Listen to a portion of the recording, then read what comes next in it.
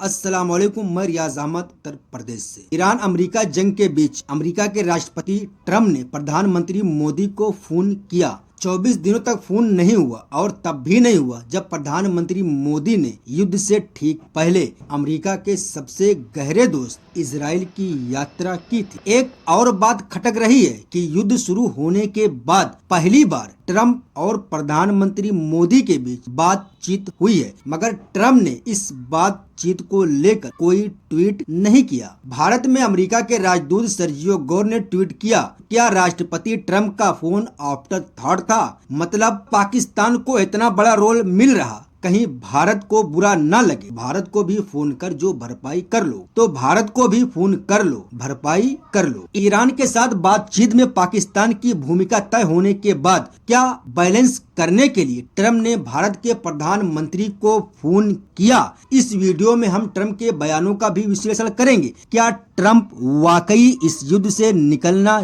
चाहते हैं? अगर चाहते हैं तो उनके युद्ध सचिव इस तरह की बातें क्यों कर रहे हैं कि ईरान को कुचल दिया गया और हम बम के जरिए बात करते हैं? इस पर आगे बताएंगे। अमेरिका ने ईरान के सामने क्या शर्तें रखी हैं? अमेरिकी मीडिया में इसको लेकर क्या रिपोर्ट हो रहा है? इन सब पर विश्लेषण होगा। मगर पहले पाकिस्तान को लेकर जो बातचीत हो रही है उसकी बात करेंगे। प्रधानमंत्री मोदी को फोन किया 24 मार्च की रात, 23 मार्च और 24 मार्च को यही खबर चलती रही कि इस युद्ध को रुकवाने के लिए अमेरिका और ईरान ने पाकिस्तान पर भरोसा किया है। भारत के लिए ये अजीब सी डिप्लोमेटिक सिचुएशन है। क्या भारत किसी भी प्रकार की शांत वार्ता में पाकिस्तान का रोल स्वीकार कर सकता है? प्रधानमंत्री मोदी को जब ट्रम्प ने फोन किया तब क्या उन्होंने अपनी आपत्ति जताई? इस बारे में कुछ बात हुई भी। हमने एक साल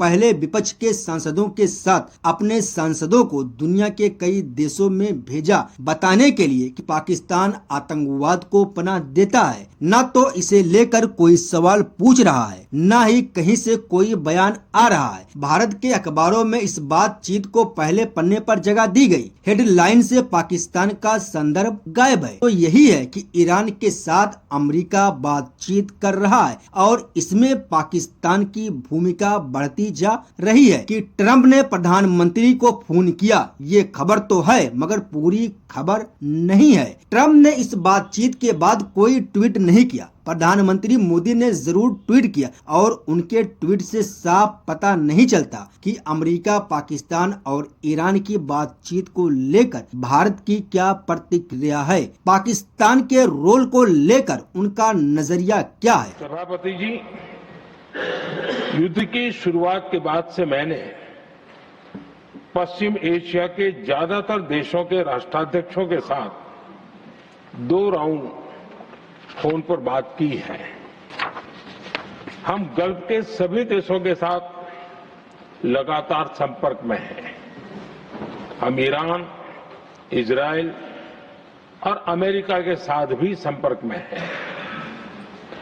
हमारा लक्ष्य डायलॉग और डिप्लोमेसी के माध्यम से क्षेत्र में शांति की बहाली का है। हमने डी एस्केलेशन और हॉर्मुज स्ट्रेट खोले जाने पर भी उनसे बात की है।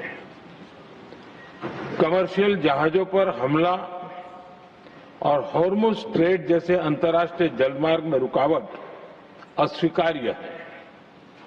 भारत ने नागरिकों पर, सिविल इंफ्रास्ट्रक्चर पर, एनर्जी और ट्रांसपोर्ट से जुड़े इंफ्रास्ट्रक्चर पर हमलों का विरोध किया है।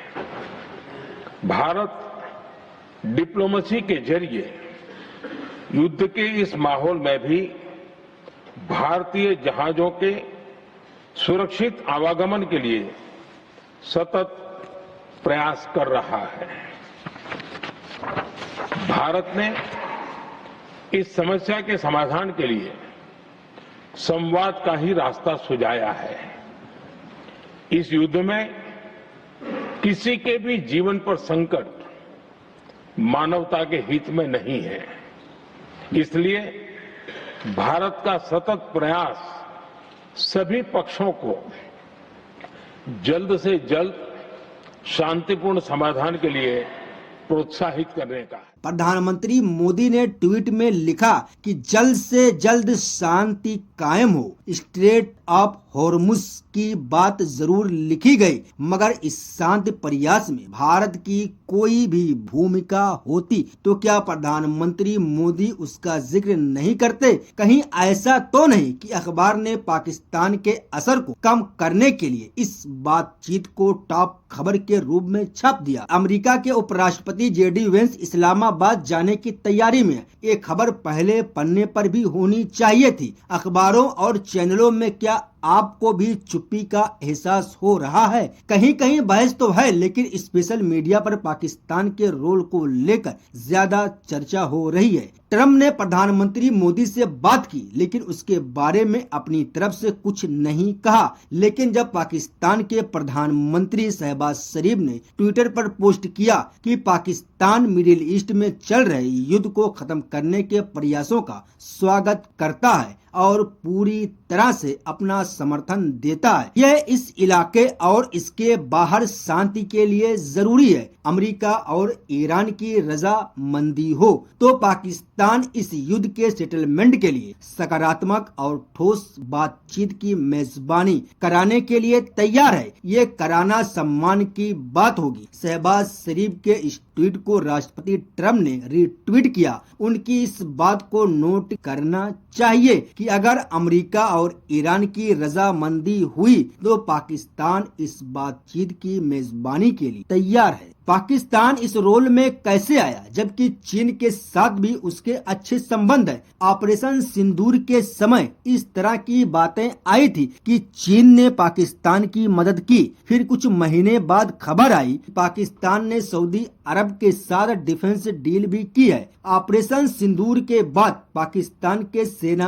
अध्यक्ष जनरल आसिम मुनीर वाशिंगटन गए। वहां उनकी ट्रम्प के साथ लंबी बातचीत हुई और ट्रम्प ने उनकी तारीफ में कहा कि वे ईरान को अच्छी तरह समझते हैं। 18 या 19 जून 2025 की बात रही होगी। अब उसके कुछ महीने बाद सितंबर 2025 में ट्रम्प की मौजूदगी में सऊदी अरब और पाकिस्तान के बीच डील होती है। अगर सऊदी पर हमला हुआ तो पाकिस्तान रक्षा में उतरेगा, पाकिस्तान पर हमला हुआ तो सऊदी रक्षा में उतरेगा। तो क्या अमेरिका ईरान के खिलाफ युद्ध की प्लानिंग बहुत पहले से कर रहा था और उसके लिए पाकिस्तान का रोल पहले ही तय कर रहा था? ये एक सवाल है, विशेषज्ञ बेहतर बता सकते हैं। ईरान भी कोशिश में है कि वो पाकिस्तान को अपनी तरफ रखे। थोड़ी कोशिश पाकिस्तान की भी नजर आती है। उसने खामनेई साहब की शहादत की निंदा की,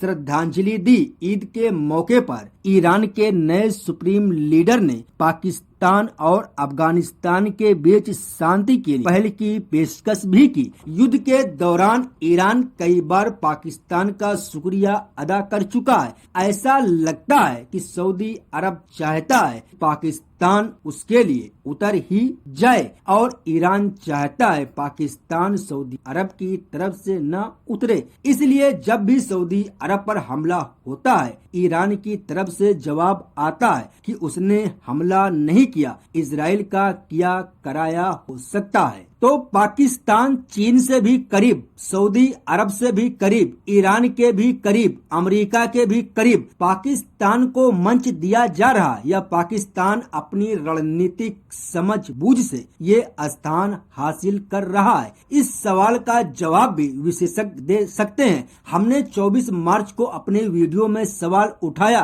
कि पाकिस्तान को ग्लोबल मंच मिल रहा है, भारत इसे कैसे देखेगा? आपने कभी सुना है इतने बड़े मामले में पाकिस्तान को इस तरह से ग्लोबल मंच मिला हो? भारत में जो लोग पाकिस्तान को अलग थलग कर देने की विदेश नीति का जश्न मना रहे थे, उन्हें अब तो इस पर कुछ कहना चाहिए। ऐसा लगता है कि बातचीत को सफल बनाने के लिए नहीं, बल्कि इसके असफल होने के बाद पाकिस्तान को युद्ध में खींचने की भूमिका बनाई जा रही है। ऐसा लगता है वैसे युद्ध का जारी रहना किसी के लिए अच्छा नहीं है। जितनी जल्दी खत्म हो जाए सभी के हित में है। फिर भी पाकिस्तान की भूमिका को बातचीत में मीडिएटर तक देखने की गलती नहीं करनी चाहिए। 25 मार्च की सुबह पाकिस्तान के प्रधानमंत्री शहबाज शरीफ ने सऊदी अरब के क्राउन प्रिंस मोहम्मद बिन सलमान से बात की और इसे लेकर एक्स पर पोस्ट कर दिया। सऊदी अरब पर हुए हमले की निंदा की है और संकट के इस समय में सऊदी अरब के साथ खड़े रहने का कमिटमेंट दोहराया। पाकिस्तान के प्रधानमंत्री ने सब्र रखने के लिए सऊदी अरब की तारीफ भी की और कहा कि उम्मा में एकता बनी रहनी चाहिए। एक तरह से शहबाज शरीफ सुन्नी एकता की तरफ इशारा कर रहे हैं। पाकिस्तान और सऊदी अरब दोनों सुन्नी देश हैं। शहबाज शरीफ 25 मार्च की सुबह ये ट्वीट पोस्ट करते हैं कि सऊदी अरब से बात की और उस पर हमले की निंदा की। वे ईरान का नाम तक नहीं लेते, लेकिन जाहिर है वे ईरान की ही निंदा करना चाहते होंगे। क्या उन्होंने पहली बार निंदा की है? नहीं। युद्ध शुरू होने के बाद जब सऊदी अरब पर हमले की खबर आई तब पहले ही दिन शहबाज शरीफ ने प्रिंस सलमान से बात की और सऊदी अरब पर हमले की निंदा की थी। कहा था कि वे सऊदी अरब के साथ खड़े हैं, फिर से निंदा की जरूरत क्यों पड़ी। इस युद्ध में सऊदी अरब की तरफ से पाकिस्तान को उतारने की भूमिका बनाई जा रही है। ये सब सिनेरियो है जिन्हें ध्यान में रखना चाहिए। इसमें आप देख सकते हैं कि ईरान पाकिस्तान पर शक करना शुरू कर दिया। ये खबर आज ही आई कि ईरान ने पाकिस्तान की तरफ जा रहे जहाजों को स्ट्रेट ऑफ हॉर्मुज से जाने नहीं दिया। कहा अनुमति नहीं थी। इस पूरी घटनाक्रम में इस एक मामले को आप कैसे देखना चाहते हैं? क्या ईरान पाकिस्तान को लेकर अमेरिका को चेकमेट कर रहा है? अब आते हैं अमेरिका के एंगल पर। एक तरफ बातचीत की बात हो रही है, लेकिन दूसरी तरफ अमेरिका पीछे हटने का कोई संकेत नहीं दे रहा। इजराइल ईरान पर लगातार हमले किए जा रहा, जवाब में ईरान भी इजराइल पर हमले कर रहा है। ट्रंप से बातचीत के बाद नेतन्याहू ने कहा कि ईरान और लेबनान पर हमले जारी रहेंगे। ईरान के विदेश मंत्रालय के प्रवक्ता ने इंडिया टुडे से कहा कि ईरान पर लगातार बमबारी हो रही है, इसलिए डिप्लोमेसी और मध्यस्थता का अमेरिका का दावा भरोसे लायक नहीं। एक थ्योरी ये भी चल रही है कि बातचीत के नाम पर अमेरिका खाड़ी के देशों में अपनी तैनाती को पहले से बेहतर करना चाहता है। 2200 सैनिकों की मरीन एक्सपीडिशनरी यूनिट के अलावा कम से कम 4 और असॉल्ट शिप्स को खाड़ी की ओर रवाना किया गया है। एक सूत्र ने रिपोर्ट किया कि ईरान ट्रंप की शांति की बातचीत को एक चाल के रूप में देख रहा है। ईरान के अधिकारियों ने पाकिस्तान, मिस्र, तुर्की से कहा कि अमेरिकी सेना के मूवमेंट पर तैनाती बढ़ाने के ट्रंप के फैसले के कारण उनका संदेह बढ़ गया है और वे देख रहे हैं इस तरह से कि शांति की बातचीत केवल एक बहाना है। इस बीच ट्रंप दावा कर रहे हैं कि ईरान से हमें बहुत बड़ा तोहफा मिला है जो होर्मुज की आवाजाही को लेकर है। फाइनेंशियल टाइम ने रिपोर्ट किया कि ईरान ने उन जहाजों को निकलने की अनुमति दे दी जो हमलावर नहीं है। क्या इसी के बारे में ट्रंप कह रहे हैं कि ईरान ने बहुत बड़ा तोहफा दिया है? हो सकता है कि उनका इशारा इसी तरफ हो, क्योंकि जब पत्रकारों ने पूछा क्या परमाणु कार्यक्रम को लेकर तोहफा मिला है तो ट्रंप ने कहा हॉर्मुज फ्लो को लेकर है और वो डील करने वाले हैं। इसलिए इजराइल के बारे में अमेरिका ईरान के बारे में बात कर रहा है। खबरें आ रही हैं कि अमेरिका ने पाकिस्तान के हाथों ईरान को 15 मुद्दों की सूची भेजी है कि युद्ध खत्म करना है तो इन पर राजी होना होगा। न्यूयॉर्क टाइम्स की रिपोर्ट के बाद इसे लेकर कई जगह खबरें छपी। इजराइल का चैनल 12 गार्डियन राइटर CNN बता रहे हैं कि इनमें ईरान के परमाणु और मिसाइल प्रोग्राम को सीमित करने की बातें कही गई हैं। 1 महीने के युद्ध विराम का प्रस्ताव है और होर्मुज को खोलने की मांग की गई है, लेकिन क्या ईरान की 3 शर्तों पर अमेरिका ने कोई रजामंदी दिखाई है? शुरू से ईरान की 3 मांगे रही हैं। युद्ध खत्म हो, आगे हमला न किया जाए और नुकसान की भरपाई करनी होगी। गार्डियन ने अपने विश्लेषण में लिखा है कि जिस 15 पॉइंट के प्लान की बात हो रही है वो 10 महीने पुराना है। जून 2025 के हमले से 1 महीने पहले मई में इसे पेश किया गया था। उस पुराने प्रस्ताव पर ईरान हामी भरेगा। 15 मुद्दों को लेकर रिपोर्ट हो रही है और इनमें एक भी मुद्दा ईरान का नहीं। अगर 15 पॉइंट की बात सही भी है तो मुश्किल है कि ईरान इन पर राजी होगा। आपने भी नोट किया होगा कि अमेरिका ने आधिकारिक रूप से ईरान की तीनों मांगों पर कुछ कहा नहीं। हमें याद रखना चाहिए कि परमाणु कार्यक्रम को लेकर 2 बार बातचीत के बीच ईरान पर हमला हुआ, उसके परमाणु वैज्ञानिक मार दिए गए। अब ट्रम्प कह रहे हैं कि ईरान परमाणु कार्यक्रम बंद करने के लिए तैयार हो गया है। उम्मीद है आप इसे पूरा देख रहे हैं। अगर आप हमारा कवरेज शुरू से देख रहे हैं तो हर दिन की बदलती घटनाओं, सूचनाओं और विश्लेषणों का कलेक्शन मिलेगा। इसमें आपको कई चीजों के बारे में जानने का मौका मिलेगा, खुद से भी समझने का अवसर मिलेगा। आप दर्शकों ने हमारा हौसला लगातार बढ़ाया है। वीडियो लंबी हो कोई बात नहीं, लेकिन जानकारी पूरी होनी चाहिए। आप सभी का एक बार फिर बहुत बहुत शुक्रिया। पिछले साल जून के महीने में हमले के वक्त व्हाइट हाउस ने एक बयान जारी किया था कि ईरान को परमाणु बम बनाने की क्षमता हासिल नहीं करने देंगे। 2023 में अली खामनेई ने फतवा जारी किया कि ईरान परमाणु बम नहीं बनाएगा और ये फतवा आज भी कायम है। 2025 से ईरान कह रहा है हम बम नहीं बनाएंगे। जर्मनी के विदेश मंत्री और ब्रिटेन के सुरक्षा अधिकारी ने भी ईरान के इस दावे की पुष्टि की। खुद ट्रम्प के काउंटर टेररिज्म के पूर्व अधिकारी जो किंट ने कहा कि अमेरिका को ईरान से खतरा नहीं था। इस समय ईरान के पास परमाणु बम बनाने की क्षमता नहीं, तब फिर ट्रम्प बार बार परमाणु क्षमता को क्यों लाना चाहते हैं? क्या वे चाहते हैं कि ईरान इसी पर लिखित गारंटी दे दे ताकि युद्ध से निकल जाएं? तब ट्रम्प ने बातचीत के खत्म होने का इंतजार क्यों नहीं किया? बातचीत के बीच ईरान पर हमला क्यों हुआ? कितनी अजीब बात है कि ट्रम्प ईरान से बातचीत कर दे कि वे परमाणु बम न बनाए। हम शांति की बात करें, उधर तुम बमबारी की बात करना। जितने भी मूर्ख बचे हैं दुनिया में उनको ऐसे ही उलझाए रखना। एक तरह से लगता है अमेरिका बात तो करना चाहता है लेकिन कमजोर भी नहीं दिखना चाहता। ट्रम्प ने युद्ध सचिव पीट हेगसेथ और joint chief of staff chairman general Dan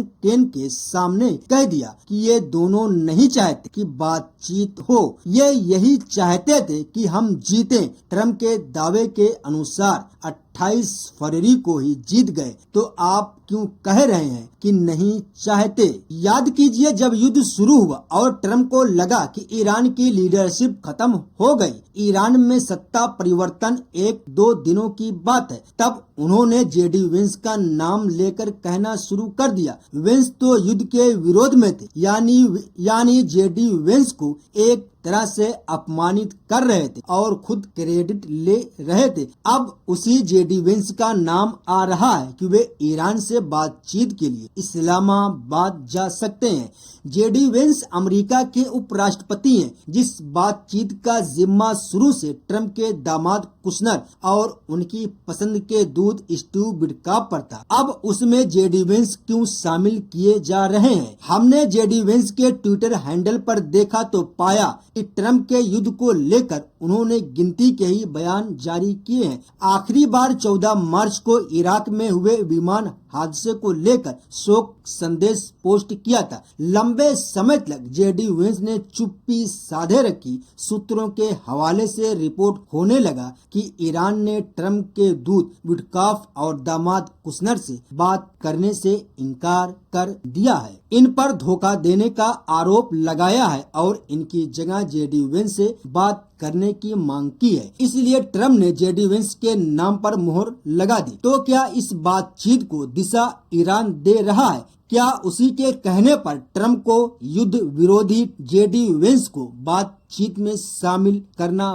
पड़ा है? व्हाइट हाउस में पत्रकारों ने ट्रम्प से पूछा तो उन्होंने कहा कि वाइस प्रेसिडेंट इस बातचीत में शामिल है, लेकिन इन्हीं दिनों ट्रम्प पीट हेगसेथ का नाम भी ले रहे हैं और उन्हें इस तरह से पेश कर रहे हैं कि हेगसेथ ही युद्ध के पक्ष में थे और अब भी नहीं चाहते कि युद्ध रुके। उनके अंदाज से लगता है कि ट्रम्प किनारा कर रहे हैं और युद्ध करने की जवाबदेही हेगसेथ पर डाल रहे। थोड़ा तो सोचना ही चाहिए कि जो ट्रम्प जेडी वेंस का नाम युद्ध के विरोधी के रूप में ले रहे थे, वही ट्रम्प हेगसेथ का नाम युद्ध के समर्थक के रूप में क्यों लिए जा रहे हैं? हो सकता है कि अमेरिका ने पहले से तय कर लिया हो किसे युद्ध विरोधी के रूप में पेश करना है ताकि बातचीत में काम आए और किसे युद्ध के समर्थक के रूप में ताकि उसके नाम से ईरान को डराया जाए। ट्रम्प बातचीत के साथ साथ इस बात को लेकर बेहद सतर्क नजर आते हैं कि उन पर हार कर पीछे हटने का लेबल चिपक न जाए, इसलिए हेगसेथ को बमबारी और मिटा देने की भाषा बोलने की छूट है ताकि ईरान विचलित रहे। इतिहास में अमर होने का नशा जिसे धर लेता है उसका कोई इलाज नहीं। ट्रम्प ने दावा किया है कि आज सारी दुनिया में अमेरिका का सम्मान होता है, जबकि वही दुनिया 1-1.5 साल पहले अमेरिका पर हंसा करती थी। अपने ही देश के बारे में ट्रम्प कह रहे हैं, पहले लोग हंसते थे, आज नाम हो गया। भारत के लोग इस तरह के दावों को पिछले 12 साल से झेल रहे हैं। ट्रम्प ने जो कहा वही बात हिंदी में भारत के प्रधानमंत्री नरेंद्र मोदी भी कहते रहते हैं भारत के बारे में। कोई तो कैलेंडर देखकर बताए कि जब ट्रम्प 28 फरवरी को ही युद्ध जीत गए तो 23 मार्च तक बातचीत का ध्यान क्यों नहीं आया? हेगसेथ ने कहा कि राष्ट्रपति ट्रम्प चाहते हैं कि किसी भी हाल में ईरान के पास परमाणु क्षमता न बचे और हमारा मकसद भी यही है। लेकिन जब जिनेवा में परमाणु डील पर बात हो रही थी तब उसके बीच में अमेरिका ने ईरान पर हमला क्यों किया? जिस मसले के हल के लिए बातचीत के खत्म होने का इंतजार किया जा सकता था, उसी मसले पर बात करने का ध्यान अमेरिका को युद्ध के 25 दिन बाद क्यों आया? ट्रम्प की हालत खराब है, इसके कारण दुनिया के कई देश में हाहाकार है। लोगों को गैस के सिलेंडर नहीं मिल रहे। अखबारों में गैस सिलेंडर को लेकर खबरें कम छप रही हैं, मगर कुछ जगहों पर 1-2 तस्वीरें छप जाती हैं, जिससे अंदाजा हो जाता है कि संकट कितना बड़ा है और खबर कितनी छोटी कर दी गई। प्रधानमंत्री नरेंद्र मोदी ने वैसे दावा किया भारत के पास पर्याप्त भंडार है, मगर विपक्ष लगातार एलपीजी की कमी को लेकर सवाल उठा रहे हैं। निर्यात बड़े पैमाने पर ठप है, तेल के दाम महंगे हो सकते हैं। इस युद्ध के कारण हीलियम का संकट भी खड़ा हो गया, जिसके कारण अस्पतालों में इलाज बंद हो सकता है। कई सारी मशीनें काम करना बंद कर देंगी। ईरान से बातचीत होगी, पाकिस्तान इसमें शामिल होगा। मार्केट को इससे मतलब नहीं कौन शामिल है कौन नहीं, केवल युद्ध रुकने से है। इसलिए 24 मार्च और 25 मार्च को भारत के शेयर मार्केट में काफी उछाल देखा गया। किसी को पता नहीं युद्ध रुकेगा या नहीं, बातचीत कामयाब होगी या नहीं, मगर रुकने की खबर सुनते ही सब डांस करने लगे। मतलब कोई भी नहीं चाहता युद्ध जारी रहे। बातचीत को लेकर बार बार ट्रम्प का ही बयान सुनाई देता। ट्रम्प की अटैक, ट्रम्प की शांति, ट्रम्प की टॉक, ट्रम्प किनसे, ट्रम्प इनसे, मतलब हर तरफ अमेरिका का पक्ष ज्यादा है। ईरान का क्या रवैया है इसे लेकर आधिकारिक बयान या तो बहुत कम है या अमेरिका के दावों के उलट है। ट्रम्प कह रहे हैं ईरान में सही लोगों से बात हो रही है, लेकिन ये सही लोग कौन है इसका नाम भी नहीं बताते। ईरान की फारस न्यूज एजेंसी ने ईरान की सुरक्षा समिति के पूर्व अध्यक्ष सईद जलीली का बयान जारी किया, जिसमें वे कह रहे हैं अमेरिका से कोई बातचीत नहीं हो रही। ट्रंप को इसलिए पीछे हटना पड़ा क्योंकि ईरान ने पूरी दुनिया की अर्थव्यवस्था पर दबाव डाला है, लेकिन ये बस शुरुआत है। ईरान की सेना के हेड क्वार्टर खातमुल अंबिया के प्रवक्ता ने बता दिया कि अमेरिका से कोई बातचीत नहीं हो रही। फारस न्यूज एजेंसी ने प्रवक्ता लेफ्टिनेंट कर्नल इब्राहिम जुल्फिकारी का बयान प्रकाशित किया। उन्होंने अमेरिका से सवाल किया, क्या आपके आंतरिक टकराव का लेवल यहाँ तक पहुँच गया है कि आप खुद से ही नेविगेशन किए जा रहे हैं? अपनी हार को सहमति मत कहिए। जब तक हमारी मर्जी नहीं होगी तब तक तेल के दाम या राजनीति का स्वरूप वैसा नहीं होगा जैसा पहले था। ये तभी हो सकेगा जब ईरान के खिलाफ कार्रवाई करने का ख्याल आपके गंदे दिमाग से पूरी तरह निकल जाएगा। पहले दिन से जो हमारे पहले और आखिरी शब्द रहे, आगे भी वही रहेंगे। हमारे जैसे लोगों की आप जैसे लोगों के साथ कभी नहीं पट सकेगी, न आज और न कभी। अमेरिका और उसके सहयोगी देशों की शक्ति को कम नहीं आंकना चाहिए। ऐसा लगता है कि ईरान भी ज्यादा उत्साह में है और युद्ध को जारी रखना चाहता है, अपना सब कुछ दांव पर लगा देना चाहता है। कुल मिलाकर अभी हालात सामान्य नहीं है। ईरान के बारे में भी लगता है अभी तक वो टिका हुआ है, लेकिन आगे की लड़ाई में खुद को ज्यादा से ज्यादा दांव पर लगाता जा रहा है। क्या ये उसके लिए अच्छा है? अमेरिका, इजराइल और उसके सहयोगी देशों की शक्तियों को कम नहीं आंकना चाहिए। युद्ध की रणनीतियां लगातार बदलती जाती हैं। अगर ईरान ने इस तरह से खुद को दांव पर लगा रखा है और अमेरिका ने युद्ध की कोई बड़ी रणनीति बना ली और उसे घेर लिया, तब क्या होगा? बाजार कितनी बार ऊपर जा रहा है, कितनी बार नीचे आ रहा है, ये देखकर किसी का दिल घबरा रहा है।